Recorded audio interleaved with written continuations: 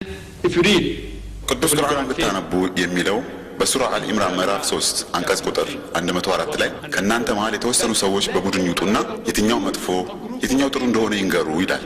እና እነዚህ ልዩነቶችን የሚያጤኑ ናቸው። ይህ የቁርአን አንቀጽ የሚነግረን ስለ ሙሉ ቀን ወይንም ሙሉ የሥራ ጊዜ ሁኔታን ሲሆን ቀደም ሲል የተጠቀሰው የሱራ አልኢምራን ምዕራፍ 3 አንቀጽ ቁጥር 110 እና የሱራ አልአስር ምዕራፍ 103 አንቀጽ ቁጥር 1 ከ1 እስከ 3 የሚገልጹት ማንኛውም ሙስሊም ዳዋን ማካሄድ አለበት፣ ማንኛውም ሙስሊም ቢሆን ዳዋን የማካሄድ ግዴታ አለበት ይላሉ። ቢያንስ ከመደበኛ ስራቸው በተጨማሪ ባገኛችሁት ክፍት ሰዓት ዳዋ ማድረግ አለባችሁ ሲለን ከፍ ሲል የተጠቀሰው የቅዱስ ቁርአን አንቀጽ ደግሞ ሙሉ ጊዜያችሁን እንደ መደበኛ የሥራ ጊዜ በማድረግ ዳዋ ማድረግ አለባችሁ ይለናል። ከማከላቸው የተወሰኑ ሰዎች በቡድን በመውጣት የተከለከለውን ማድረግ እንደሚያስቀጣና ትክክለኛውን መጠቀም እንደሚጠቅም በማስገንዘብ ያለውን የተሳሳተ ሐሳብ ማስቀየር እስክትችሉ ድረስ መስራት አለባችሁ ይላል። ልክ እንደ ሙሉ ጊዜውን በምህንድስና እንደሚሰራው፣ ሙሉ ጊዜውን በዶክተርነት እንደሚያገለግለው፣ ሙሉ ጊዜውን በጥብቅና እንደሚሰራው ሰው ማለት ነው። ስንት ናቸው ሙሉ የሥራ ጊዜያቸውን ለሙያቸው በማዋል የሚሰሩት? ያንን ሁኔታ እምብዛም አናወግዝም። በትርፍ ጊዜ ዳዋ ማድረግ የማንኛውም ሙስሊም ግዴታ ነው። ሆኖም ግን ከዚህ ሁሉ ከሙስሊም ህዝብ ውስጥ የተወሰኑ የተመረጡ ቡድኖችና ሰዎች ሙሉ በሙሉ የሥራ ጊዜያቸውን ለዳዋ የሚያውሉ ዳኢዎች አሉ። እናም እነዚህን ዳኢዎች ደግሞ የመርዳት ግዴታ የቀሪው የሙስሊም ህብረተሰብ ግዴታ ነው። ቅዱስ ቁርአን በሱራ ፉሲለት ምዕራፍ 41 አንቀጽ ቁጥር 33 እንዲህ ይላል፣ በንግግር ጥሩ የሆነው ያም ሌሎችን ከመስመር የወጡትን ወደ አምላክ ወይንም ፈጣሪ መንገድ የሚመልስ ማን ነው ይላል። ማን ነው የሚሻለው? እናም አላህ ሱብሓነሁ ወተዓላ በቅዱስ ቁርአን ቃል ገብቶልናል። አላህ ሱብሓነሁ ወተዓላ ሱራ ተውባ ምዕራፍ 9 አንቀጽ ቁጥር 33 እና በሱራ ሰውፍ ምዕራፍ 61 አንቀጽ ቁጥር 19 እንዲህ ይላል፣ هو الذي أرسل رسوله بالهدى والدين الحق ليظهره على الدين كله وكفى بالله شهيدا። መልእክተኛውን ከመመሪያና በእውነተኛው ሃይማኖት ጭምር ላክንላችሁ እናም ሁለንተናዊ የህይወት ጥበቃ ያደርግላችኋል ይላል። አላህ ሱብሓነሁ ወተዓላ ሲናገር እስላም ከህይወት መሰናክሎች ሁሉ ጥበቃ ያደርግላችኋል ይላል። ከየትኛውም የሃይማኖት አይነት ይበልጣል። ከክርስትና፣ ከቡዲዝም፣ ከሂንዱይዝም፣ ከሌሎችም ከየትኛውም ሁሉ የላቀ ሃይማኖት ስለሆነ የህይወት ጥበቃ ያደርግላችኋል ይላል። እስላም ከነዚህ ሁሉ የበላይና ከፍተኛ ደረጃ ላይ የሚገኝ ነው። ሁሉንም በመቋቋም የበላይ ነው። ሆኖ እነዚያ የሽርክ አማኞችና እነዚያ ለጣዖት የሚሰግዱት ግን አይወዱትም። ተመሳሳይ መልእክት በሌላ ማረጋገጫ ተሰጥቷል። በሱራ ፋታህ ምዕራፍ 48 አንቀጽ ቁጥር 28 የሚለው هو الذي أرسل رسوله بالهدى والدين الحق ليظهره على الدين كله وكفى بالله شهيدا። መልእክቱን ከራሱ ለሚገኝ ሰው ላክን እናም የእውነት ሃይማኖትም ስለሆነ በህይወት ጉዞ ላይ በሁሉም መልኩ ጥበቃ አደረግንላችሁ ይላል። የሂንዱ፣ የቡድሃ፣ የክርስቲያን፣ የሴኩላሪዝም ወይም የሌላም ይሁን ከነዚህ ሁሉ እስላም የከፍተኛ ደረጃ ባለቤት ነው። ከሁሉም የላቀ ነው። ሁሉንም የመጫን አቅም ያለውም ነው። እናም ለአላህ ሱብሓነሁ ወተዓላ ምስክር መሆን ይበቃል። አላህ ሱብሓነሁ ወተዓላ ማረጋገጫ እየሰጠን ነው። አላህ በማንኛውም የህይወት ጎዳና ላይ ጥበቃ እንደሚያደርግ ቃል ገብቶልናል። እኔን ጨምሮ ወይም ሳይጨምር እናንተንም እንዲሁ ጨምሮ ወይም ሳይጨምር ጥራጊዎች ስለሆንን ምንድነን እኛ? ምንም። እኔን ጨምሮ ወይም ሳይጨምር እናንተን ጨምሮ ወይም ሳይጨምር ዳዋ አደረግን አላደረግን አላህ ሱብሓነሁ ወተዓላ አይፈልገንም። አላህ ሱብሓነሁ ወተዓላ በመንገዶች ሁሉ ጥበቃን ለማድረግ እኛን አይጠይቅም። ሆኖም ግን እድሉን እየሰጠን ነው። የእሳቱን ወይም የገሃነምን ሁኔታ ለስላሳ አድርጉት እያለን ነው። እዚህ ጋር እስላም ህይወትን ከመጥፎ መጠበቂያ መድህን መሆኑን እናውቃለን። ይህንን ስናውቅም ደግሞ ስራውን መስራት አለብን። አላህ ሌላ አማራጭ እየሰጠን ነው። የነቢዩን ሰለላሁ ዐለይሂ ወሰለም ስራ ሰርተን የእሳቸውን ሽልማት እንድናገኝ ነው እድሉ የሰጠን። ንግግሬን ማጠቃለል እፈልጋለሁ። የቁርአን አንቀጽን ከሱራ ነህል ምዕራፍ 16 አንቀጽ ቁጥር 125 በማለት ነው ማጠቃልለው። ኡዱ ኢላ ሰቢል ረቢከ ቢልሂክማ ወልመውዘቲል ሐሰና ወጃዲሉም ቢለቲ አሕሰን። በቆንጆ ንግግር ከነሱ ጋር ክርክር እንዲያደርጉ ሲሄዱ እኔም ከነሱ ጋር ሆናለሁ። ከክርስቲያኖችና ከሌሎችም ምርጥ ተብለው ካሉትም ሲሆኑ ምክንያታዊ ሆነው በደግነት ያጠናቅቃሉ ይላል። شكرا جزيلا دكتور. شكرا جزيلا دكتور። በጣም በጥሞና አዳምጫቸዋለሁኝ። ምንም እንኳ አብዛኛውን ጊዜ እየጻፍኩኝ ባሳልፍም በዚህ አጋጣሚ ለመናገር የምፈልገው ሚስተር አህመድ ዲዳትን ከ1984 በማገርገል እሰራ ከነበረበት ጥሩ እድል ምክንያቱም በማላውቀው ሁኔታ የተከሰተው ነገር ድንገተኛ አደጋ ሆኖብኛል። በወንድም ሳሊ አህመድ ነበር የተጠየቅኩትም ለረጅም ጊዜም የተለያዩ ክፍለ ዓለማት ተዘዋውረናል። I now ask people in the audience here if there's anything አሁን ከዚህ ካሉ አድማጮች የምጠይቀው እዚህ ከተገለጸው ነገር ግልጽ ያልሆነ ማንኛውም ነገር ማንኛውንም ነጥብ ካለ ወደዚህ ወደ ድምጽ ማጉያው በመምጣት እንድትጠይቁ በትህትና ጠይቃለሁ። እህቶቻችንም ካላችሁ እንዲሁ እባካችሁ መጣችሁ እንድትጠይቁ በተራ ቅደም ተከተል መሰረት መጣችሁ ከጠየቃችሁ በኋላ ወደ ቦታችሁ ትመለሳላችሁ። እናም እባካችሁ ሌላ ጥያቄ ካላችሁ ግን ተመልሳችሁ ተሰልፋችሁ ተራችሁን እንደገና መጠበቅ ይኖርባችኋል። ስለዚህ ስነ ስርዓቱን እንድትጠብቁ ትጠየቃላችሁ።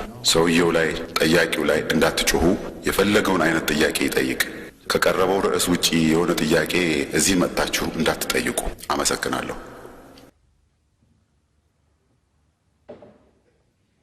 he says do the job.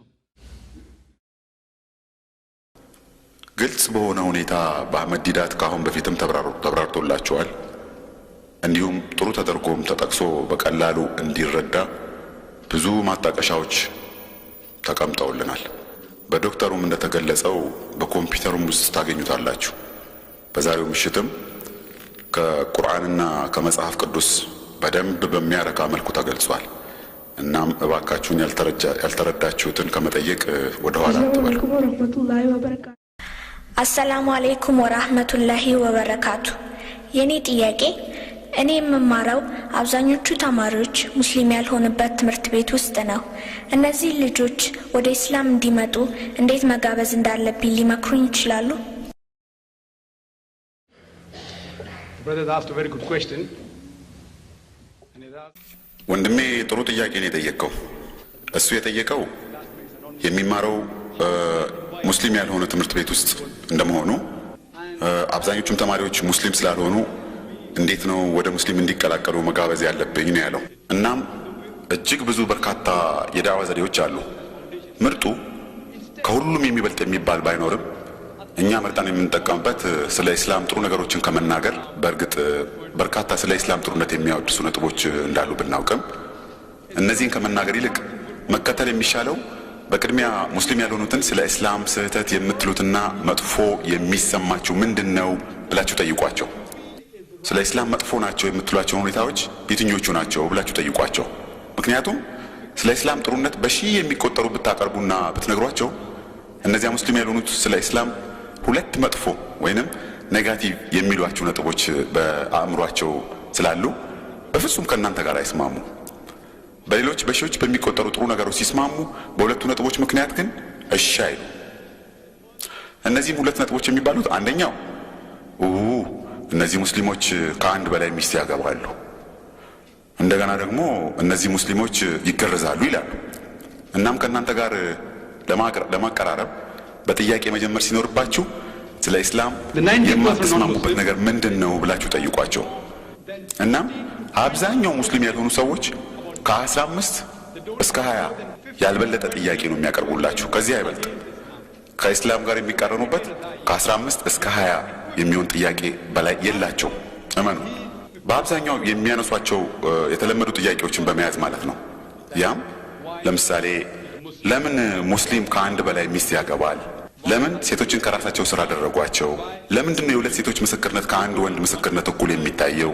ለምን ሴቶች ከወንዶች በግማሽ ደረጃ ብቻ ይወርሳሉ? ለምንድን ነው ሙስሊም ወንድ የሚገረዘው? የአሳማ ስጋ ለምን ይከለከላል? አልኮል መጠጣት ለምን ይከለከላል? እና የመሳሰሉት ናቸው። በእነዚህ ነጥቦች ላይ በቂ ምክንያት ከሌለ ሁሌም ማንኛውም ሙስሊም ያልሆኑ ሰዎች የሚያነሱት ጥያቄ ነው። እነዚህን ከ15 እስከ 20 የሚሆኑትን ጥያቄዎች ካወቃችሁ ከ90% በላይ ሙስሊም ያልሆኑትን ሰዎች እንደምታሳምኑ እርግጠኛ ሆኑና እመኑ። ቢያንስ 90% ሙስሊም ያልሆኑት የእነሱን የተሳሳተ ግንዛቤ ከለወጣችሁላቸው በኋላ ከብዙዎች የኢስላም ጥሩ መገለጫ ነጥቦች ውስጥ 10 እንኳን ብትጠቅሱላቸው ይቀበሏቸው።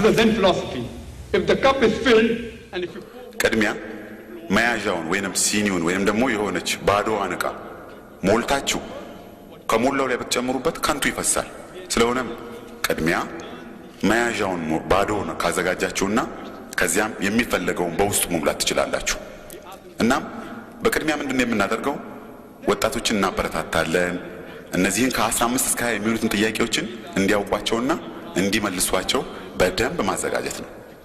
ከዚያም ዝም ብለን ሄደን መሙላት ብቻ ነው። ከዚያም በመቀጠል የተወሰኑ የመጽሐፍ ቅዱስ አንቀጾችን እንነግራቸዋለን። ከቁርአን ከሐዲስ ስንነግረው በዚሁ በተመሳሳይ ሁኔታ ዕውቀቱን እያዳበርንለት ነው ማለት ነው። እናም በመጀመሪያ እናዘጋጃቸዋለን። በአብዛኛው ከሙስሊም ባልሆኑ ወገን የሚነሱን ጥያቄዎች መልስ እናዘጋጅላቸዋለን። ምክንያቱም ለነዚህ በትክክል ዝግጅት ካልተደረገ ይፈታተኗቸዋል፣ በራስ መተማመን ያሳጧቸዋል። እናም እንግዲህ ራሳችንን በደንብ ማዘጋጀት የመጀመሪያው ስራችን ይሆናል ማለት ነው። በተጨማሪ ሙስሊም ያልሆነው ጓደኛችን የሚያነሳቸውን ጥያቄዎች ካሉ እንዲጠይቅ ፍቀዱለት። እናንተም እነዚህን ጥያቄዎች ለማወቅ የምትፈልጉ ካላችሁ ለመውሰድ ትችላላችሁ። ግን ጥያቄዎችን አሁን ለማብራራት ሌላ ተጨማሪ ሰዓት ያስፈልገናል። ቢያንስ 2 ሰዓት ሊያስፈልገን ይችላል። ስለዚህ በግል ልሰጣችሁ እችላለሁ። ሌላ ለማወቅ የምትፈልጓቸው ተጨማሪ ጥያቄዎችም ካሉ በጣም ደስ ብሎኝ ነው እቀበለዋለሁኝ፣ መጠየቅ ትችላላችሁ። ሆኖም ዳዕዋ ከጀመርኩ ወዲያውኑ ነው በቂ ዕውቀት አግኝቼ እንደ ሼህ አህመድ ዲዳት እስከመሆን ወይም ሌሎችን ሰዎች እስከመመሰል ብለህ መጠበቅ የለብህም። ስራን ለመጀመር ወዲያውኑ ነው መሆን ያለበት።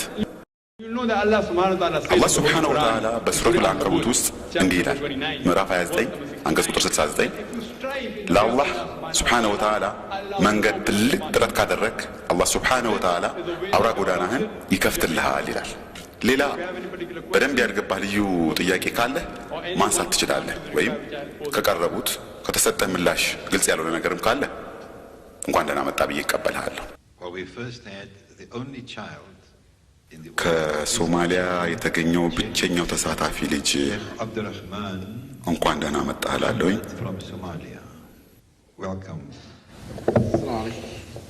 Walaikum assalam, Doctor, quite a number of times.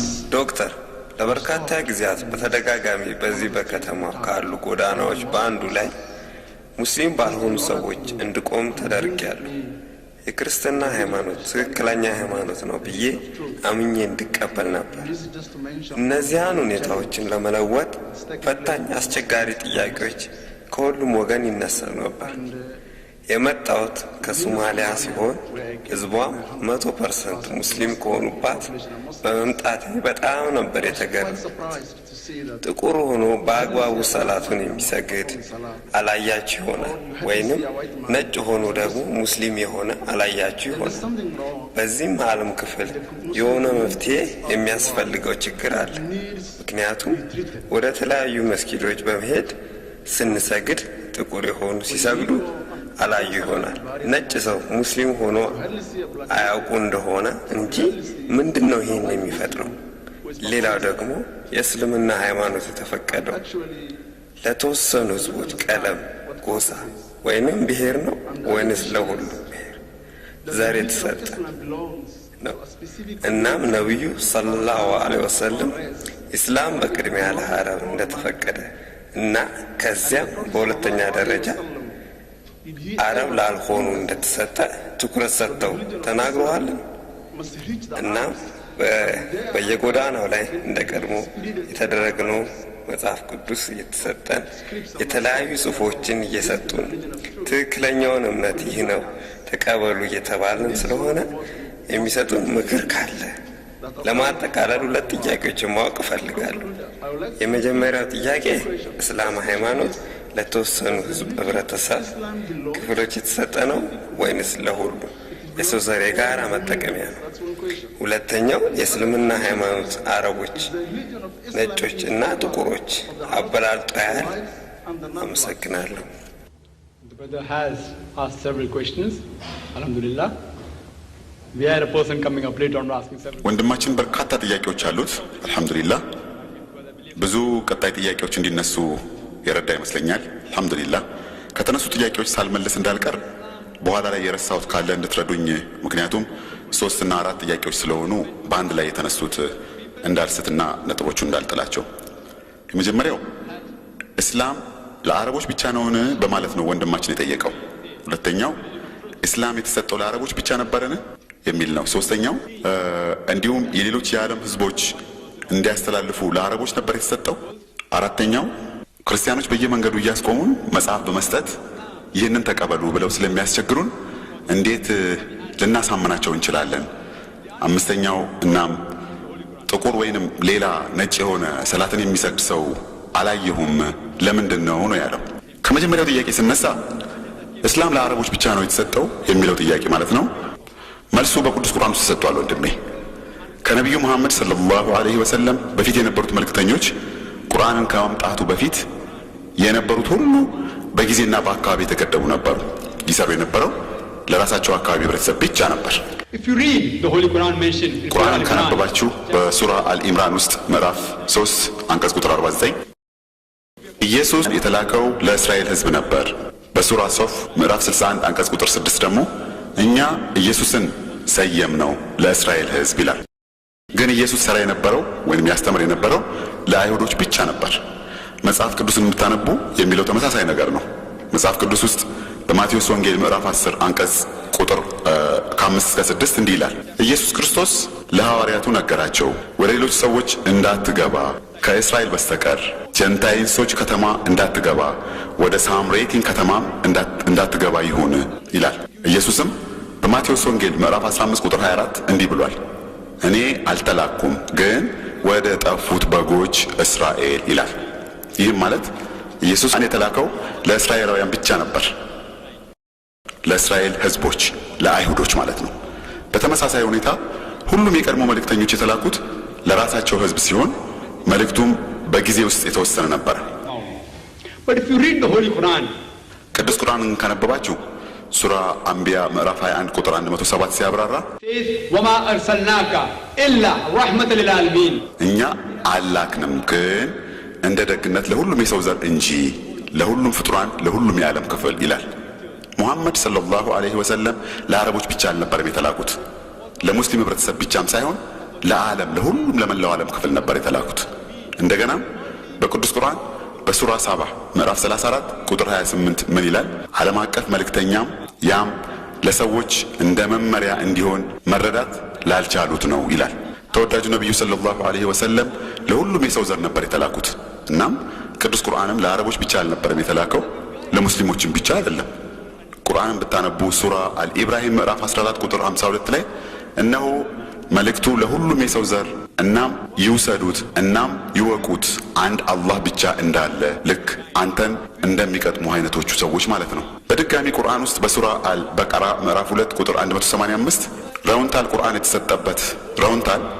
የተሰጠበት የተራራ ስም ነበር። ያም ትክክሉን ከስህተት በመለየት ፍርድ ለመስጠት የሚያስችል መስፈርት ሆኖ ለሁሉም የሰው ዘር ነበር የተሰጠው። ቁርአንን በሱራ ዙምር ምዕራፍ 39 ቁጥር 41 መጽሐፉን ሰጠናችሁ እንደ መስፈርት ስህተቱን ከትክክለኛው ለመለየት ትችሉ ዘንድ ለሁሉም የሰው ዘር ይላል። ቁርአን በበርካታ አንቀጾቹ ላይ ለሁሉም የሰው ዘር መላኩን ያሳያቸዋል። ቁርአን ለአረቦች ወይንም ለሙስሊሞች ብቻ አይደለም የተላከው። እናም ይህ የአላህ ሱብሓነሁ ወተዓላ ማጠቃለያና የመጨረሻው ቃሉ ለመላው ዓለምና ለሁሉም የሰው ዘር የተሰጠ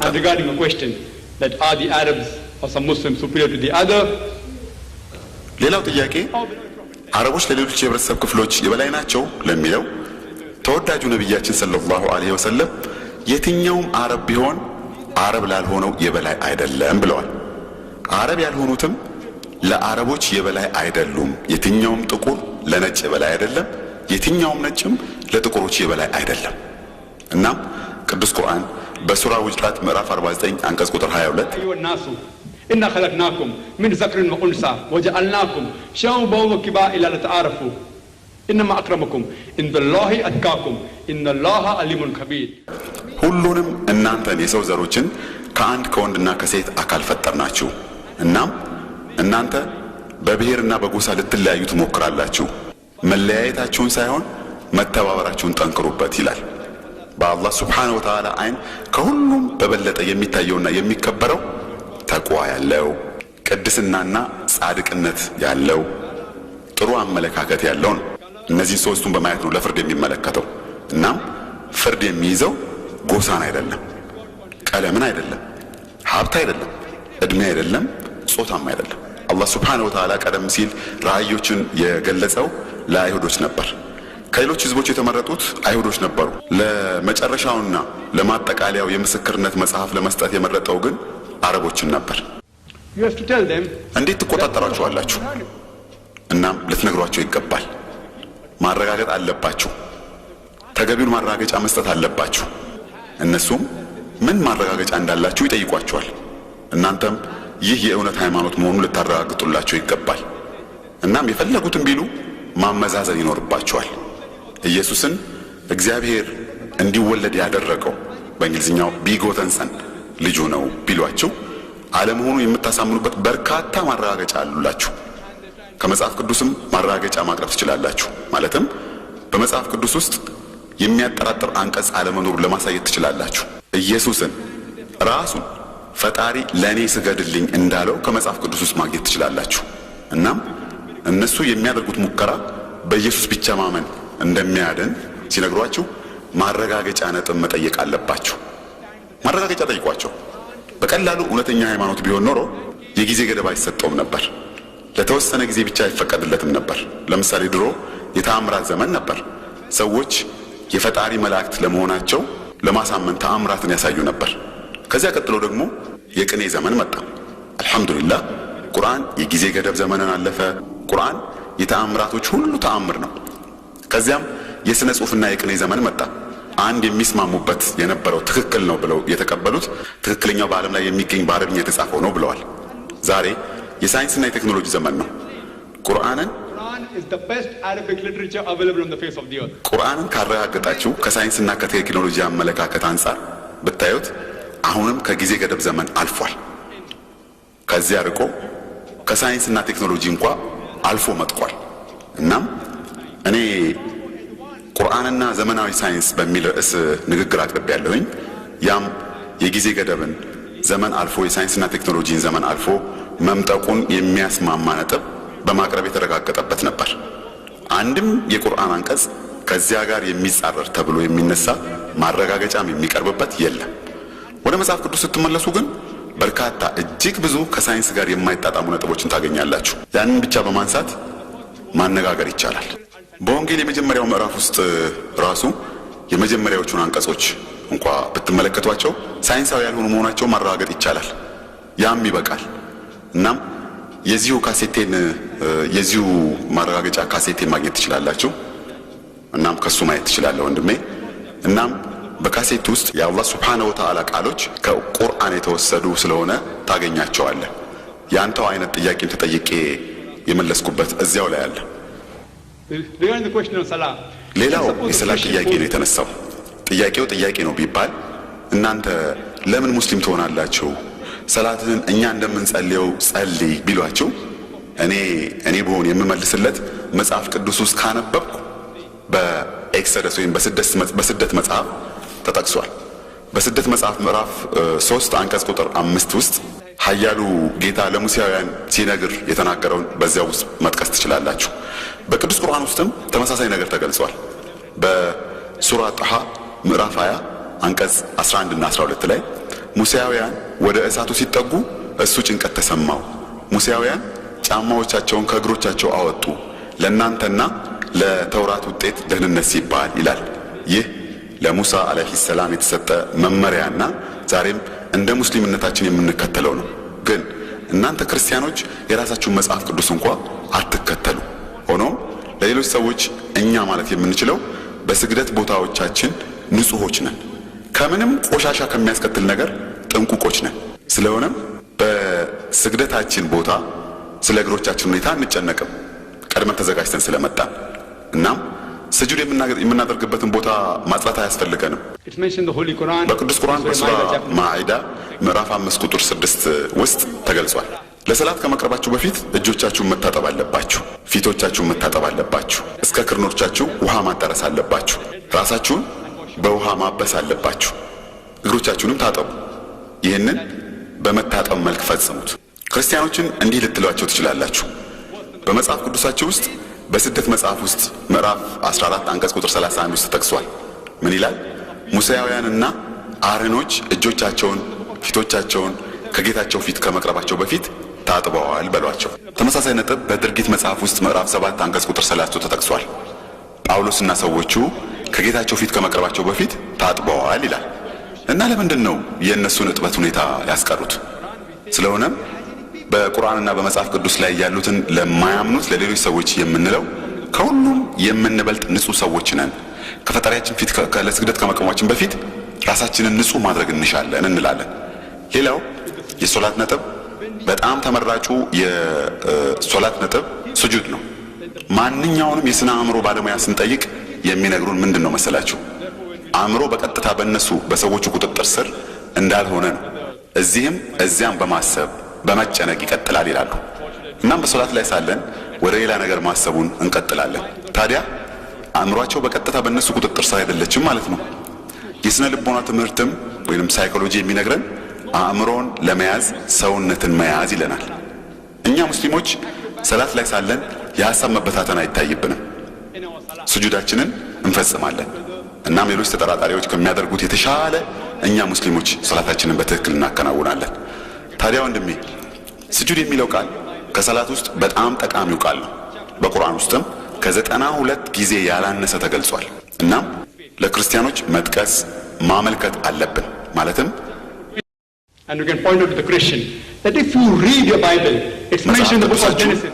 የኦሪት መጽሐፎች ውስጥ ምዕራፍ 17 ቁጥር 3 ውስጥ ታገኙታላችሁ። እንዲህ ይላል በሏቸው፣ ኢብራሂም በፊቱ ተደፍቷል ይላል። የቁጥሮችን መጽሐፍ ካነበባችሁ ምዕራፍ 20 ቁጥር 6 ሙሴያውያን በፊታቸው ወድቀዋል ሰግደዋል ይላል። የጆሹዋን መጽሐፍ ካነበባችሁ ምዕራፍ 5 ውስጥ ጆሹዋ በፊቱ ተደፍቷል ለእግዚአብሔር ሰግደዋል ይላል። የወንጌል መጽሐፎችን ብታነቡ በማቴዎስ ወንጌል ምዕራፍ 26 ቁጥር 39 ላይ ኢየሱስ ክርስቶስ በእርሻ ማሳ ውስጥ በመሆን ወደፊት ለፊቱ በመውደቅ ለፈጣሪው ሰግዷል ይላል። እናም ለክርስቲያኖች መነገር የሚገባው አሁን እኛ ከምናደርገው ይበልጥ ማድረግ እንደሚችሉ ነው። ሌላው ቀርቶ የእኛም መልእክተኞች የእናንተም መልእክተኞች ልክ አሁን እኛ እንደምናደርገው ስጁድ ወርደዋል ሰግደዋል።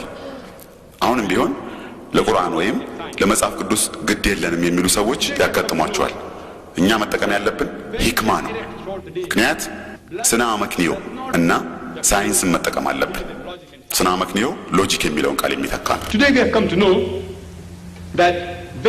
ዛሬ ማወቅ ያለብን ደም በኤሌክትሮኒክስ አማካይነት በበቂ ሁኔታ ወደ አእምሮ ሊፈስ አይችልም። ሊፈስ ይችላል፣ ግን እንደ ጤናማው አእምሮ አይደለም። ስለዚህ ስጁድ ስንወድ ተጨማሪ ደም ወደ አእምሯችን ይፈሳል። ያም ለጤናማ አእምሮ በጣም ጠቃሚ ነው። በሕክምና በኤሌክትሮስታቲክ ቻርጅ አማካይነት ወደ አእምሮ የሚሰጠው ደም ግራውንድ ይደረጋል። በስጁድ ወቅት ደም ወደ አእምሮ በሚገባበት ሰዓት ኤሌክትሮስታቲክ ቻርጅ ወደ መሬት ይጓዛል። ይህ የኃይል ፍሰቱን ለማየት መሳሪያ አትጠቀሙ። በዚህ ወቅት የዚህ ሁኔታ በሚታይበት ሰዓት ለማየት እንዲያገለግላቸው የምትጠቀሙት መሳሪያ የለም። ያ በመስገጃችን ላይ የሚሆን ነገር ነው። ግን በተፈጥሯዊ ሕግ አማካይነት እነዚህ የኤሌክትሮስታቲክ ቻርጆች ይመጠጣሉ። ስጁድ ስናደርግ ትርፍ ደም ወደ ፊታችን ቆዳ ይሄዳል። ይህ ደም ከተለያዩ የፊት ቆዳ በሽታዎች እንደ ቺልቤንስ ካሉት ይከላከላል።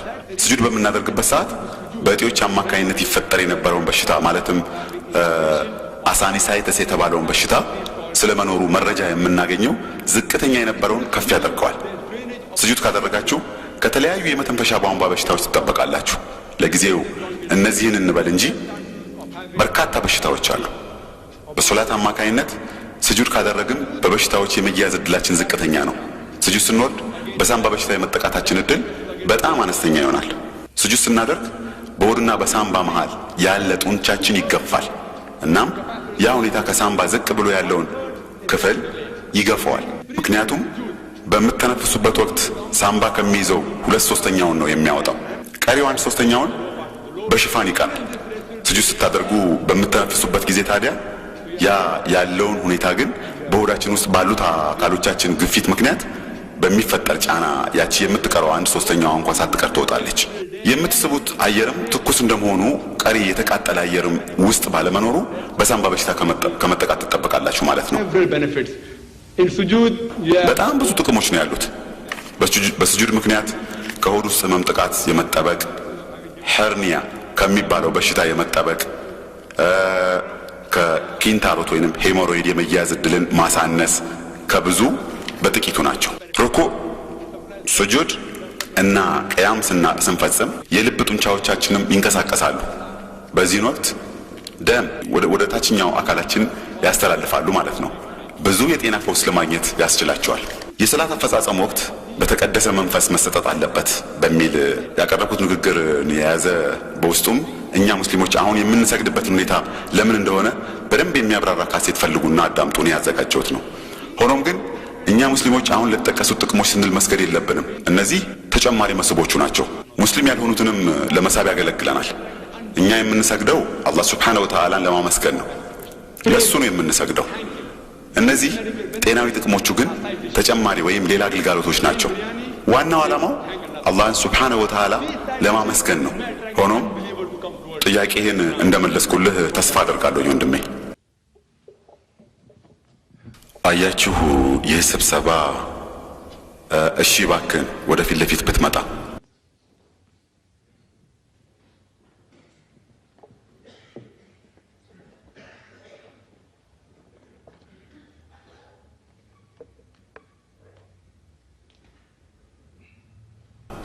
ባክን ማይክሮፎኑን ተጠቅመህ ተናገር። ሰላም አለይኩም። I don't have a question but I do have a compliment. አሰላሙ አለይኩም። ጥያቄ እንኳን የለኝም ግን ለዶክተር ምስጋና ለማቅረብ ነው የምፈልገው። እናም ለወንድማችን ለአህመድ ዲዳት ዱዓ እንድናደርግና ሰላም ከሳቸው ጋር እንዲሆን መግለጽ እፈልጋለሁ። እናም ዶክተር የመጡት ከኛ ሀገር ቀደምት ከሆነች ሀገር ሲሆን ለልጆቻችን ጥሩ ነገር በማስጨበጣቸው ደስታችንን ልንገልጽ ይገባል። ምክንያቱም በዚህ በአዲስ ዘመን እንደሚታየው ሙስሊም ያልሆኑ ወገኖች ልጆቻችንን ከትክክለኛ መንገድ እንዲወጡ እያደረጓቸው ስለሆነ ሊያደርጉልን የሚችሉት ነገር ካለ ቢረዱን ኢንሻአላህ ይህም ሁኔታ ይቀይረዋል ብዬ ስለማምን ነው።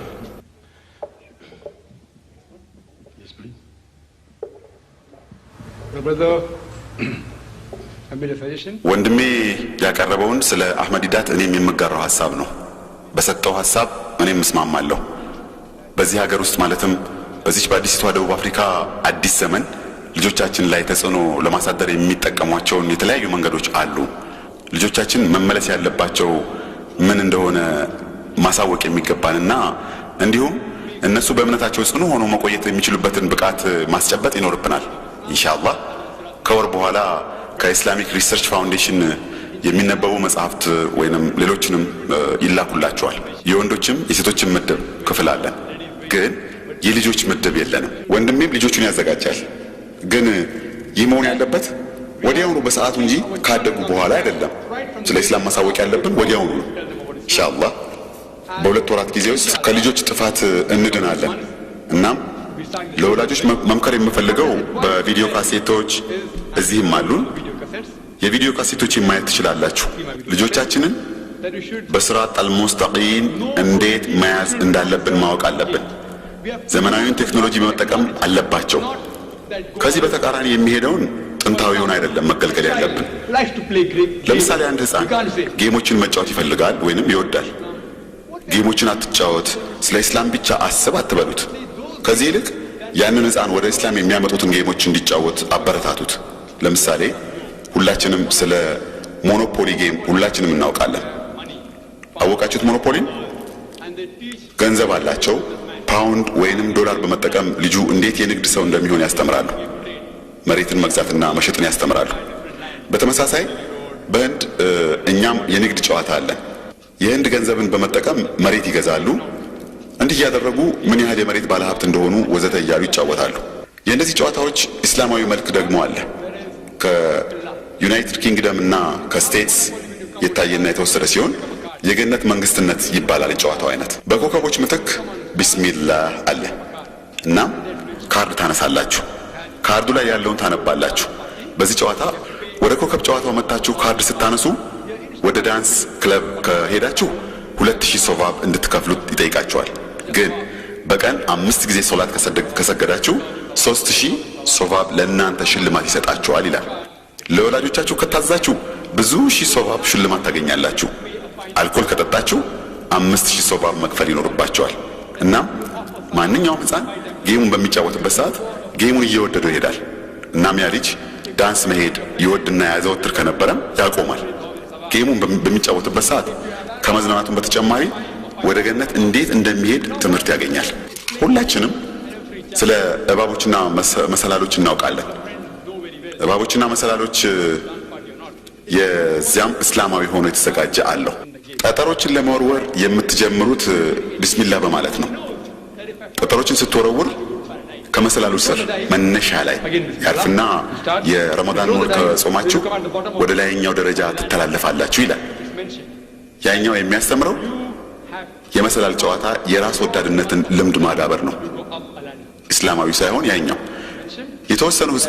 የተወሰኑ ህንፃዎችን አልፋችሁ ወደፊት ስትሄዱ ለወላጆች ታዛዥ ስላልሆንክ ና ወረድ ብለህ ተቀመጥ፣ አላህ ሱብሓነሁ ወተዓላ አይወድህም ይላል።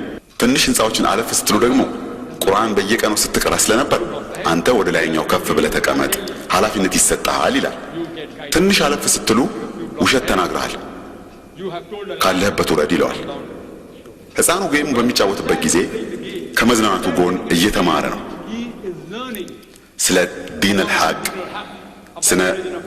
ስለ ዲን አልኢስላም እያወቀ ነው። በተመሳሳይ የተለያዩ እስላማዊ የሆኑ ጨዋታዎች በተለያየ ደረጃ ተዘጋጅተው ታገኟቸዋላችሁ። እያንዳንዱ የጨዋታ ማዕዘን ሕፃኑ በሚደርስበት ጊዜ የአእምሮ የማስታወስ ጥያቄ ይጠብቀዋል። በኮምፒውተርም እንዲሁ ለሕፃናት የተዘጋጁ እስላማዊ ጌሞች ይገኛሉ። እስላማዊ ምሁራኖች እስላማዊ ትምህርት ቤቶች ውስጥ ይገኛሉ። እናም ልጆችን ከመነሻው እንዴት ማስተማር እንዳለብን ማወቅ ይኖርብናል። እስላማዊ ቃላቶችን በመጠቀም ዜማ በመፍጠር ፊደል ማስቆጠር ይቻላል። ኤ ፎር አፕል ከማለት ኤ ፎር አላህ፣ ቢ ፎር ቦል ከማለት ቢ ፎር ቢስሚላህ በማለት ማስቆጠር ይቻላል። ሌሎችንም ለማስተማር በርካታ ዜማ መፍጠር ያ መንገዶችን በመጠቀም መያዝ ይቻላል። ሶላትን እንዴት መማር እንዳለባቸው የሚያስተምር የቪዲዮ ካሴት አለ። ውዱእ እንዴት እንደሚደረግ፣ ቁርአንን እንዴት በቃል መያዝ እንደሚቻልና የመሳሰሉትን ለመማር የሚያስችል የቪዲዮ ካሴት አለ። ምንድነው ማድረግ ያለብን? ልጁን ማዝናናት ይጠበቅብናል። ይህም ልጁ ምን እንደሚፈልግ ለማወቅ ስለሚረዳ ነው። ከዚህም በመነሳት ልጁን ሱራጠል ሙስተቂም ከመነሻው እንዲያውቅ ይረዳዋል ማለት ነው። ምንጊዜ ማንኛውም ሰው ስለ እስላም የሚቃረን ጥያቄ ሲያነሳ ልጁም በብቃት መመለስ እንዲችል ታዘጋጅቷላችሁ። እነዚህ ጥቂት መንገዶች ሲሆኑ ለበለጠ ግንዛቤ የቪዲዮ ካሴቶችን ተጠቀም እላለሁኝ ወንድሜ። ስለ ፈጣሪ ሶስትነት ማመን ስህተት መሆኑን እሰማለሁ። አንድ የሆነን ሰው ስለ ፈጣሪ ሶስት አለመሆንን የአላህን አንድነት እንዴት ለማሳመን እችላለሁ?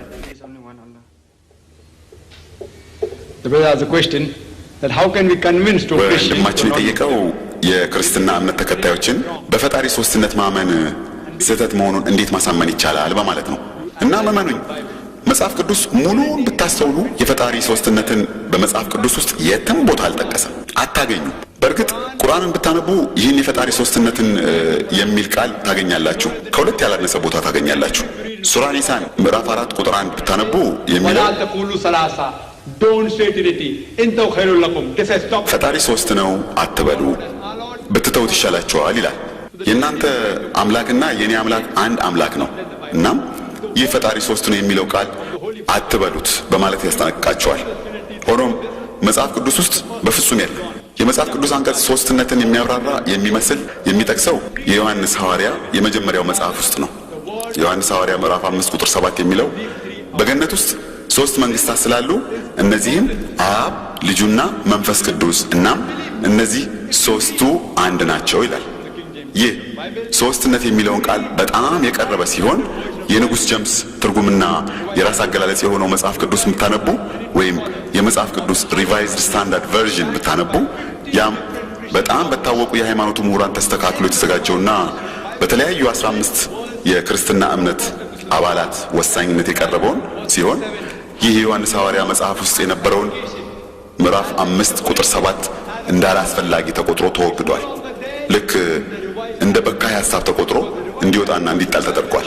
ይህ ሪቫይዝድ ስታንዳርድ ቨርዥን የሚባለው ለምንጩ መጽሐፍ በእድሜ በይበልጥ ተቀራራቢ የሆነው ሲሆን በግምት 200 ዓመት ያህል ከክርስቶስ ልደት በኋላ የቀረበ ነው።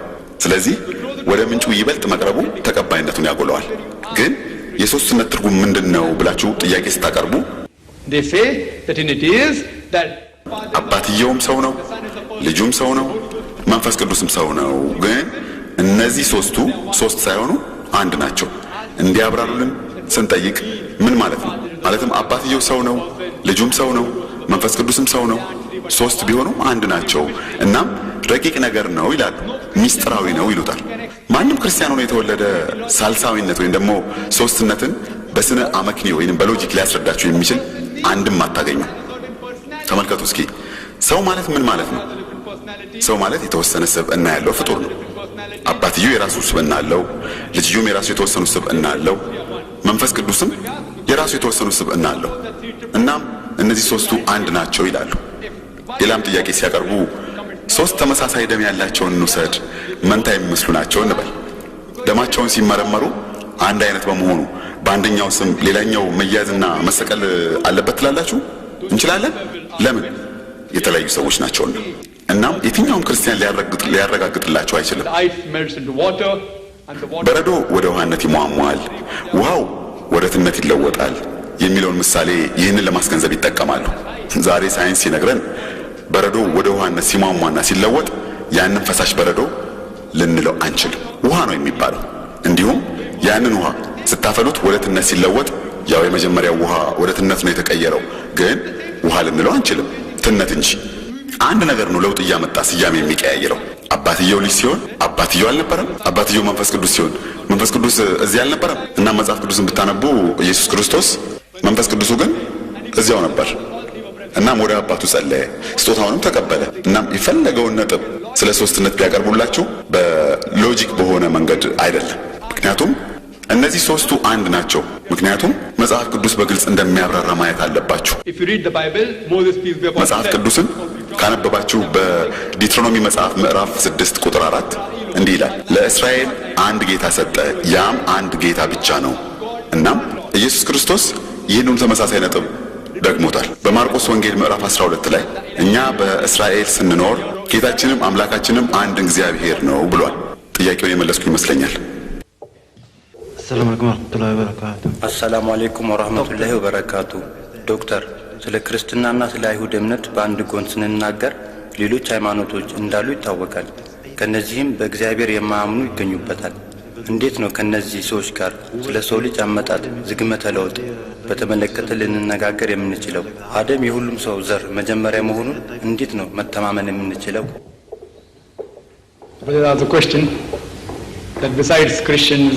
ወንድሜ የሚጠይቀው ከክርስትናና ከቡድሃ እምነት ተከታይ ውጪ ሌሎችም አሉ ይላል። እኔም እስማማለሁ። እንዴት ነው ከነዚህ እምነት አልባዎች ጋር መናገር የምንችለው ነው ያለው። ቀደም ሲል እንደገለጽኩት የቪዲዮ ካሴቶችን ብትመለከት የፈጣሪ ቃልን በማንሳት የአላህ ሱብሓነሁ ወተዓላ መኖር ማረጋገጫ ከሳይንስና ከሎጂክ ወይንም ስነ አመክንዮ ምክንያት አንጻር አቅርቤያለሁ። እናም ከነዚህ እምነት አልባዎችና ፈጣሪ የለም ከሚሉት ጋርም ተናግረን በፈጣሪ መኖር ተማምነናል። ስለ ዝግመተ ለውጥ ንድፈ ሐሳብ ሲናገሩ እናም ስለዚህ ለውጥ ሐሳብ ሲያቀርቡ በተለምዶ የምታስቡትና ከአእምሯችሁ የሚመጣው ዳርዊን ነው። የመጀመሪያው ሰው ማን ነው ብለው ይጠይቃሉ። ዳርዊን የዝግመተ ለውጥ ንድፈ ሐሳብ መሰረት የኛ አመጣጥ ከዝንጀሮ ነው። ቅዱስ ቁርአንን ብታነቡ ግን እንዲሁም መጽሐፍ ቅዱስን ብታነቡ የመጀመሪያው ሰው አደም ረዲየላሁ ዐንሁ መሆኑን ተገልጿል። እኛም በዚያ እንስማማለን። እንዴት ነው ለነሱ በሳይንሳዊ መንገድ ልናረጋግጥላቸው የምንችለው? ቁርአን ከነሱ እምነት ይበልጥ ትክክል መሆኑን እንዴት ልናረጋግጥላቸው እንችላለን? ወንድሜ የዳርዊን ንድፈ ሐሳብ ብታስተውል እና የዝርያዎች ምንጭ የሚለውን መጽሐፍ ብታነብ በመርከብ ላይ ሲጓዝ በጣም ትልቅ ከሆነ ከፍታ አልፎ ነበር የሄደው። ከዚያ ከራትሮፐርስ ከሚባል ደሴት ሄዶ ወፎችን አየ። ምንቃራቸውንም ከትልቆቹ ዛፎች ላይ አስቀምጠው ታገኘ። አጭርና ረጅም የሆኑትን ተለያይተው ሲሆን የተቀመጡት ይህም ሁኔታ በእግሮቻቸው ልባስ ወይም በሽፋን ላይ ተመስርቶ ነበር የተከፋፈለው። በዚህ አስተውሎት መሰረት ዳርዊን የሰው ልጆች አመጣጥ ከዝንጀሮ ነው አለ። አንደኛው ዝርያ ወደ ሌላኛው ዝርያ ይለወጣል። ሆኖም ግን ካስተዋላችሁ እሱ ቶማስ ቶምቲን ለሚባል ጓደኛው ደብዳቤ በ1861 ሲጽፍለት እንዲህ ነበር ያለው፣ እኔ በዝግመተ ለውጥ ንድፈ ሐሳብ አላምንም። ምክንያቱም የራሴ የሆነ ማረጋገጫ ስላገኘሁኝ ነው። ሆኖም ግን ያኛውን ለአመዳደብ ስርዓት ይጠቅመኛል። ማለትም በኢምብሪዮሎጂ ወይንም ስነ ጽንስ፣ በሞርፎሎጂ ወይንም በስነ ቅርጽ እና በመሳሰሉት መመደብ እንድችል ይረዳኛል። በግምት ላይ የተመሰረተ ነበር። And believe me today, brother, there is no book known. እና ወንድሜ ከዝግመተ ለውጥ ንድፈ ሐሳብ ውጪ በተጨባጭ መረጃ ላይ የተመሰረተ ነጥብ የሚያሳይ ምንም መጽሐፍ እስከዛሬ እንደሌለ እመነኝ። ሁሌም በንድፈ ሐሳብ ላይ የተመሰረተ ነው። ሁሉም መጽሐፎች በንድፈ ሐሳብ የተመሰረቱ ናቸው። አንዳንድ ሰዎች ስለ ዳርዊን ንድፈ ሐሳብ አንስተው ሲናገሩ ምን ይላሉ መሰለ? ዳርዊን ውሸት ነው የሚናገረው ይላሉ። ሌሎች ደግሞ ዳርዊን እውነትና ትክክለኛ ነው የሚናገረው ይላሉ። የኛ ሙስሊሞች ደግሞ በዚሁ ሐሳብ መሃል ነበሩ። ተቃውሞም አልነበረም። ማለትም የሰው ዘር ቀስ በቀስ አንድ እያለ በደረጃ ነበር የተፈጠሩት። ቁርአን ይህንን ሲገልጽ በሱራ ኑር ምዕራፍ 71 አንቀጽ ቁጥር 14 እንዲህ ይላል፣ وجعلنا من الماء كل شيء حي። የሰው ልጆች ከውሃ መፈጠራቸውን ቁርአን በድጋሚ በሱራ አንቢያ ምዕራፍ 21 አንቀጽ ቁጥር 30 ላይ ማንኛውም ህይወት ያለውን ነገር በውሃ ፈጠር ነው ይላል። ቁርአን በሱራ ፉርቃን ምዕራፍ 25 አንቀጽ ቁጥር 54 ላይ የሰው ዘር የተፈጠረው ከውሃ ነው ይላል። በሚያሳዝን ሁኔታ ግን በትምህርት ቤት ውስጥ ሳለን ስለ ዳርዊን ቲዮሪ ንድፈ ሐሳብ ስንማር መምህራኖቻችን ያስተማሩን እንደ ንድፈ ሐሳብ ሳይሆን እንደ ተጨባጭ መረጃ በማድረግ ነበር። መመሪያውም የዳርዊን ንድፈ ሐሳብ በመባል ይጠራ ነበር። እናም የተለያዩ ሳይንቲስቶች መጽሐፍትን ብታነቡ የዝግመተ ለውጥ ጥናት ቁንጮ ይሉታል። በፓሪስ በሸልደን ዩኒቨርሲቲ በ1971 አንድ ምሁር እንዲህ ብሏል፣ የዘር ግንዶቻችን እነማን እንደነበሩ መናገር አንችልም። ጥቂት ቅሬታ አካልና አጽሞችን ብቻ በመመልከት ዝርያችን ይህ ነው ብለን መናገር አንችልም ይላል። ሆኖም ግን የፈለገው አይነት ዛሬ ሳይንስ ጥናት ቢያካሄድ በዚያ እንስማማለን፣ አንቃወምም። እንደ ሳይንስ ጥናት ዛሬ ወንድሜ 4 አይነት ቅድመ ስብ አሉ። ካሉን አጽሞች በመመርኮዝ ስለ ዝግመተ ለውጥ ስንናገር የመጀመሪያው አይነት የሉሲው ነው። ከ3.5 ሚሊዮን ዓመት በፊት የነበረው ነው። በሌላም መጠሪያ ዶፍቶሎፒቲከስ የሚባል ሲሆን በበረዶ ዘመን የነበረ የሞተው ነው። ሁለተኛው የቅድመ ሰብ በአውሮፓና በመካከለኛው አፍሪካና ወዘት የተገኘው ሲሆን ሆሞ ኢሬክተስ በመባል ይጠራ ነበር። የሞተውም ከ5000 እስከ 2000 ዓመት በፊት የሞተ ሲሆን የሚቀጥለው ሶስተኛው የኒያንደርታል ሰው የሚባለው ነው። በግምት ከ100 እስከ 40,000 ዓመት በፊት የሞተው ነው። የመጨረሻው ደግሞ የክሮማግንም ሰው የሚባለው ነው። ይህም ወደ ዛሬው የሰው ዘር አይነት የሚቀርበው ነው። ሆኖም ግን ከነዚህ ጋር ምንም አይነት ትስስር እንደሌለው እመኑ።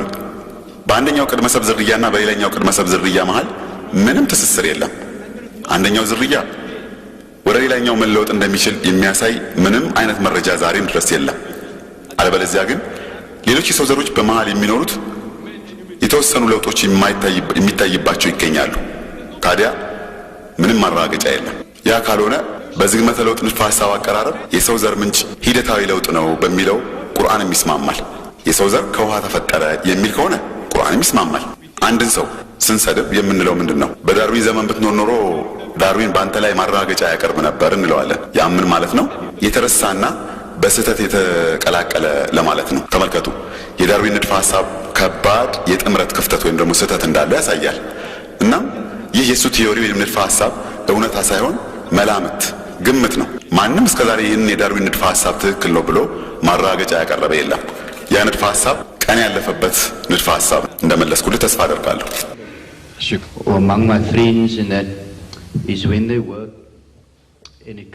ጓደኞቼ በሙሉ በሚሰሩበት ሰዓት ስለ ጁምዓና ስለ ሌሎችም ሰላቶች በተመለከተ ባለፉት ቅርብ ጊዜያቶች ይህንን መልካም እድል ለመጠቀም ስላልቻሉ ምን ማድረግ ይሻላቸዋል?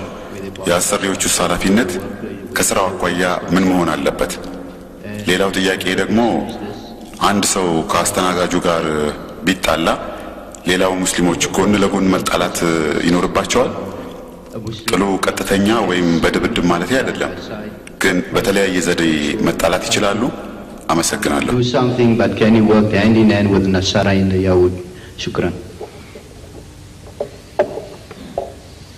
Brother asked 2 questions. The first question is that suppose a Muslim is working in a non-Muslim. ወንድሜ ሁለት ጥያቄዎችን የጠየቀው።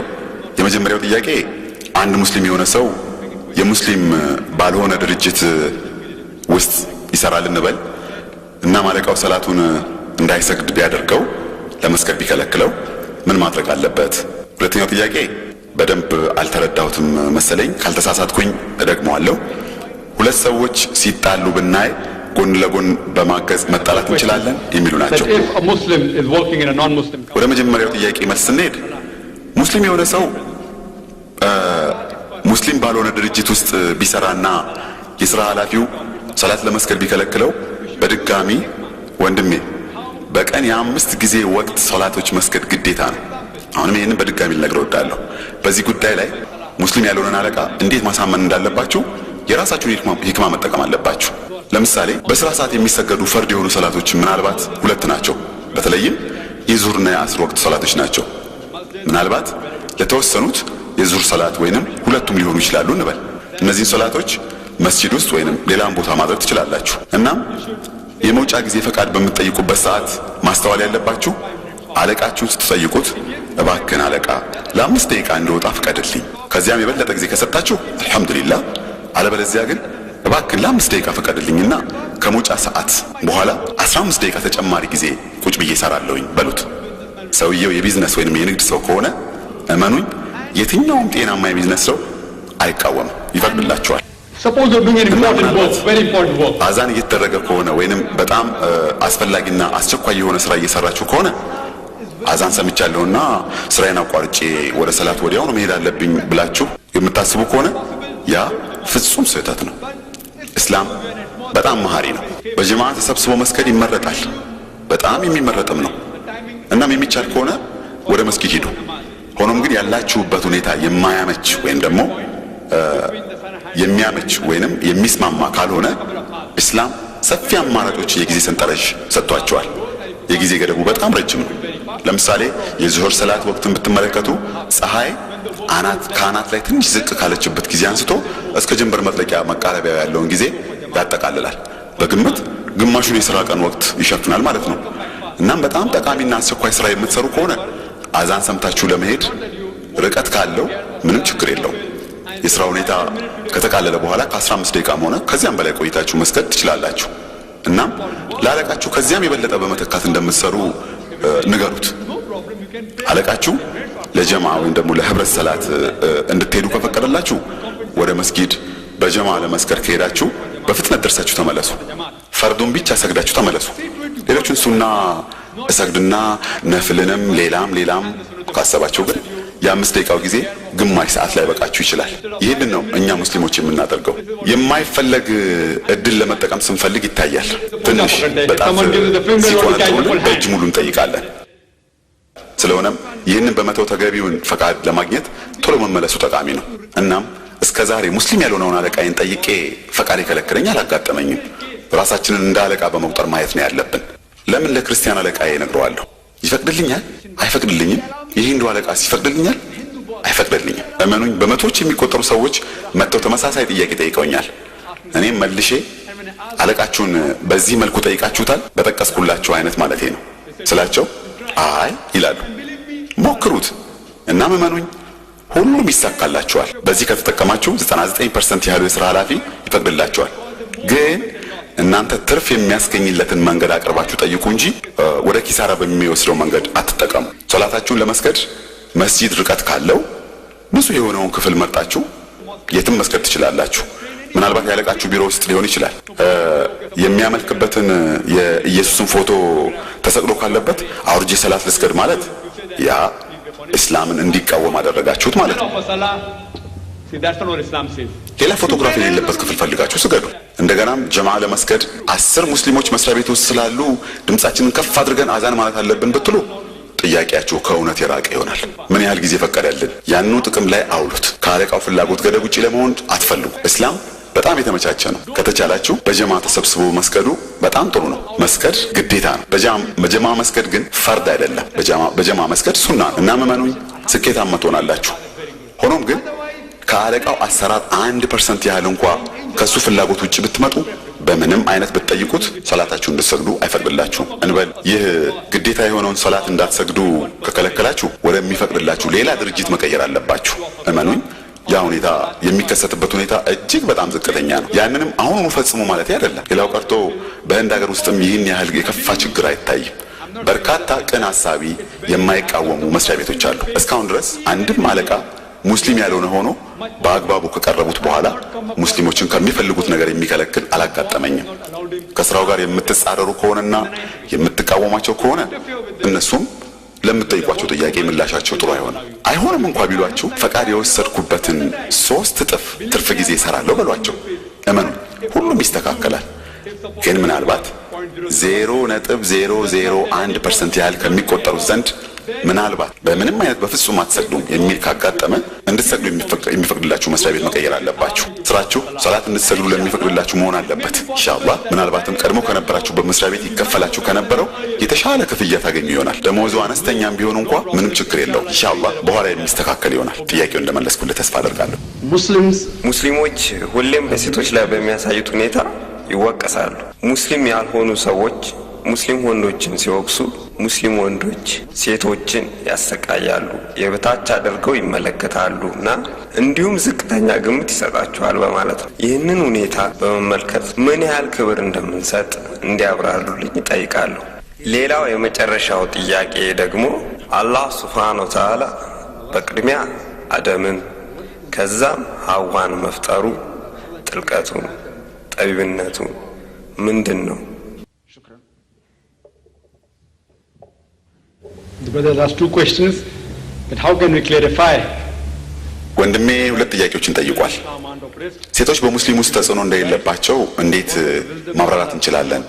እኩል መብት እንዳላቸውስ እንዴት ማስረዳት እንችላለን? እናም አላህ Subhanahu Wa Ta'ala መጀመሪያ አደምን ከዚያም ሐዋን እንዴት ፈጠረ ነው ያለው። ሁለቱም ጥያቄዎች በቪዲዮ ካሴቴ ውስጥ በግልጽ ተብራርተዋል። ሙስሊም ሴቶች በእስላም ውስጥ ዘመናዊ መብቶቻቸው ተቀምጧል። ጥያቄው ግን እኔ ስቱዲዮ ውስጥ በነበርኩበት ጊዜ ተመልሷል። በደርባን ኤስኤቢሲ ቃለ መጠይቅ በተደረገልኝ ወቅት የሰጠሁትን ባለፈው እሁድ ጠዋት አየር ላይ ውሏል። የሴቶች መብት የሚል ነበር እሱ። ሆኖም ጥያቄን ውድቅ ላለማድረግና በአጭሩ ለመመለስ ያህል የወንድሜንም ፍላጎት ላለመጉዳት መገንዘብ ያለብን ነጥብ የምዕራባውያኑ ፌዝ ያለበት የሴቶች ስልጣኔ አስቀያሚ የአካላዊ መጋለጥ የሚታይበት ሁኔታ ነው። ክብርን ዝቅ የሚያደርግም እና ህይወትንም ለአደጋ የሚያጋልጥ ስልጣኔ ነው። የምዕራቡ ዓለም ሴቶችን ከፍ አድርገው ሲገልጹ በትክክለኛው ግን ከጋብቻ ውጪ የጾታ ፍላጎት ለማሟላት ቅምጥ ለማድረግ ለመጠቀሚያ ያዘጋጇቸዋል። የወሲብ ገበያ ላይ በርካሽ ለማግኘት ይገፋፏቸዋል። ባህልንና ጥበብን በመመርኮዝ የተለያዩ ቀለማትን ተጠቅመው መስህብ ፈጥረው ለሸቀጥነት እንዲቀርቡ ያደርጓቸዋል። Islam gave rights to the women 1400 years ago. ኢስላም ለሴቶች ከ1400 ዓመት በፊት ነው መብት የሰጠው። ኢስላም ሴቶችን ከፍ አድርጎ ይመለከታል። በቪዲዮ ካሴቴ ውስጥ ያቀረብኩትን ንግግር ከተመለከታችሁ በ6 ቡድን ይመድባል። የሴቶችን መብት ማለት ነው። እያንዳንዱንም ለየብቻ በማቅረብ አስረድቻለሁኝ። ስለ ሴቶች መንፈሳዊ መብት ተናግሬያለሁኝ። ኢኮኖሚያዊ መብታቸውንም በተመለከተ ተናግሬያለሁኝ። ማህበራዊ መብታቸውንም በተመለከተ የመማር መብታቸውንም የህግ መብታቸውንም በተመለከተና የአመለካከት ወይንም የፖለቲካ መብታቸውን በተመለከተ ተናግሬያለሁኝ። እናም በግምት ከ10 ደቂቃ የማይበልጥ ንግግር ነው። እያንዳንዱንም ከፋፍዬ በንዑስ ነጥቦች አስቀምጬ እያንዳንዱንም ትኩረት ሰጥቼ የምዕራቡን ዓለም ህብረተሰብ ከኢስላሙ ጋር በማነጻጸር አሳይቻለሁኝ። አንድ ግልጽ መሆን ያለበት ነገር እኩልነት ማለት መመሳሰል ማለት አለመሆኑን ለይቶ ማወቅ ነው። Overall, men and women are equal in Islam. በአጠቃላይ ወንዶችና ሴቶች በኢስላም እኩል ናቸው። እኔም የምስማማበት ነጥብ በተወሰነ ደረጃ ለወንዶች የበለጠ እድል ሲሰጥ፣ በሌላ በኩል ደግሞ ለሴቶች የተሻለ እድል ከወንዶች ይልቅ ይሰጣል። በጥቅሉ ግን ሁለቱም እኩል ናቸው። እናም የቁርአን አንድ አንቀጽ በቂ ነው። ማለትም ወንዶችና ሴቶች እኩል መሆናቸውን ለማረጋገጥ በሱራ በቀራ ምዕራፍ 2 አንቀጽ 228 ውስጥ ብትመለከቱ ሴቶች እኩል መብት አላቸው ከነሱ በተቃራኒ ካሉት እያለ ይቀጥላል። ግን ወንዶች በትንሽ ደረጃ የተሻለ እድል አላቸው ይላል። እናም እኛ እንደ ሙስሊምነታችን አብዛኞቻችን ያልተረዳነው ቃል ይሄ ነው። ከመጀመሪያው ሲጀምር ወንዶችና ሴቶች እኩል መሆናቸው ይገልጻል። እና ምንድነው የሚሉት? የዚህ ትርጉም ወንዶች በእስላም ውስጥ የበላይ ናቸው ይላሉ። ቁርአን ውስጥ ምን ይላል? الرجال قوامون على النساء ወንዶች የሴቶች ሀብቶች ናቸው፣ ንብረቶች ናቸው ይላል። እንደ ቅዱስ ቁርአን ሱራ ኒሳ ምዕራፍ 4 አንቀጽ ቁጥር 34 ምን ይላል? الرجال قوامون على النساء ወንዶች የሴቶች ጠባቂና አጋዥ ናቸው ይላል። ምክንያቱም አላህ ሱብሓነሁ ወተዓላ አንዱን ከሌላኛው የበለጠ ዝንባሌ ሰጥቶታል። የዚህ ሙሉ አንቀጽ እዚያው አለላችሁ። ቀዋም የሚለው የአረብኛ ቃል ትርጉሙ ምንድነው? የዚህ ቃል ምንጩ ኢቃም ከሚለው የአረብኛ ቃል ነው። ማለትም ትርጉሙ መዘጋጀት ማለት ነው። ከሶላት በፊት ለኢቃማ እንዴት ነው የምንነሳው? ልክ እንደዚያ ማለት ነው። የዚህ አንቀጽ አባባል ወንዱ ከሴቷ በአንድ ዲግሪ ኃላፊነት ለመሸከም ቅድሚያ ያለው ማለት ነው። በሌላ አገላለጽ ግን አይደለም። ትርጉሙ ይሄው ነው። ከኃላፊነት አኳያ በአንድ ዲግሪ ከፍ ይላሉ የቤተሰብ ኃላፊ አባወራ እንደመሆናቸው መጠን ማለት ነው።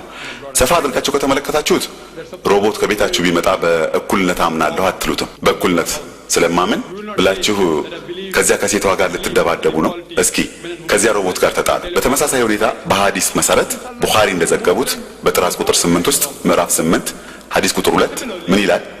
ተወዳጁን ነቢይ ሙሐመድን ሰለላሁ ዐለይሂ ወሰለም በዚህ ዓለም ላይ ማን ነው ከፍተኛውን ፍቅርና ክብር የሚገባው ብሎ ይጠይቃል። ነቢዩም ሰለላሁ ዐለይሂ ወሰለም እናትህ ብሎ ይመልሱለታል። ቀጥሎስ ማን ነው ሲላቸው ነቢዩም መልሰው እናትህ አሉት። ከዚያስ በኋላ ማን ነው ሲል ነቢዩ አሁንም መልሰው እናትህ አሉት። ከዚያስ በኋላ ሲል ነቢዩ አባትህ ብለውታል። ማለትም 75% ፍቅርና ክብር ወደ እናት ሲሄድ ቀሪው 25% ወደ አባት ይሄዳል ማለት ነው። በሌላ አባባል እናት የወርቅ ሜዳሊያ ታገኛለች፣ የብር ሜዳሊያውንም ታገኛለች፣ በተጨማሪም የነሐስ ሜዳሊያውንም ትወስደዋለች ማለት ነው። አባትየው ሌላ የሚያስማማ የሚያስታርቅ ሽልማት ሊዘጋጅለት ይገባል። ይህ ነው እስላም የሚለው። እናም እዚህ ስንመለከት ሴቶች የተሻለ ብልጫ ያለው ጠቃሚነት ሲኖራቸው፣ በአጠቃላይ ሲታዩ ግን ሁለቱም እኩል ናቸው። ለምሳሌ ሁለት ተማሪዎች ከክፍል አንደኛ የሚወጡ አሉን እንበል። ሁለቱም ከ180 አመጡ። የጥያቄውን ወረቀት 10 ጥያቄዎች ይይዛል። እያንዳንዱ ጥያቄ 10 ነጥብ ይኖረዋል። ምናልባትም የመጀመሪያው ተማሪ ሀ ብለን ብንሰይመው ከመጀመሪያው ጥያቄ 9 ከ10 አገኘ። ተማሪ ለ ደግሞ 10 ከ10 አገኘ። ተማሪ ሀ ከተማሪ ለ በአንደኛው ጥያቄ ብልጫ አለው ማለት ነው። በሁለተኛው ጥያቄ ተማሪ ለ 9 ከ10 ሲያገኝ ተማሪ ሀ ደግሞ 10 ከ10 አገኘ። ተማሪ ለ ከተማሪ ሀ በሁለተኛው ጥያቄ ብልጫ አለው ማለት ነው።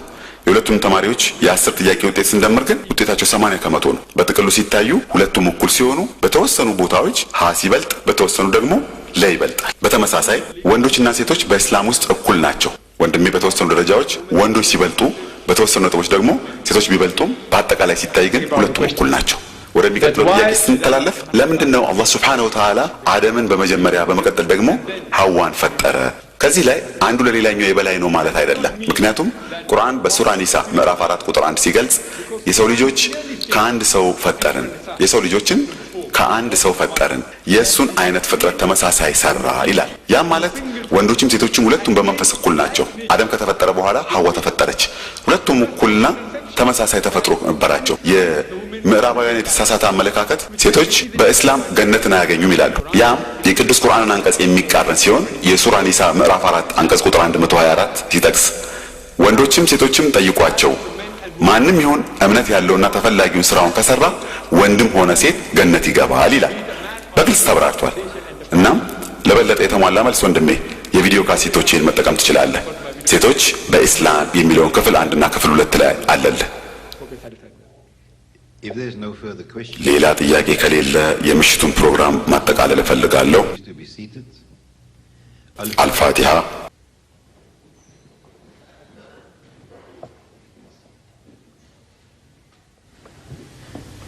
بسم الله الرحمن الرحيم الحمد لله رب العالمين والصلاة والسلام على أشرف المرسلين سيدنا ونبينا محمد وعلى آله وأصحابه أجمعين. Oh Allah, ወንድማችን ዶክተር ዛኪር አብዱልከሪም ኔልካን ያቀረቡትን ንግግር ለማዳመጥ ለሰጣችሁን መብቶች ሁሉ እናመሰግናለን። አላህ ይህንን ሁሉ መልካም እንዲሆን ስላመቻቸልን የዳዋን ፕሮግራም እንዲጠናከር ቆራጥነትና ዕውቀትን ስለሰጠን እናመሰግነዋለን። ያ አላህ ለወንድማችን ለአህመድ ዲዳት ጤናን እንዲሁም ለቤተሰቦቹም ከነሱ ጋር እንዲቆይ እድሜ ስጠልን። ለዚያ ራሳቸውን ላልቻሉትም ውለታን ስጣቸው። ያ አላህ መልእክተኛው ሙሐመድ ሰለላሁ ዐለይሂ ወሰለም መልእክቱን እንዳስተላለፉ እናምናለን። ያ አላህ በደቡብ አፍሪካ ውስጥ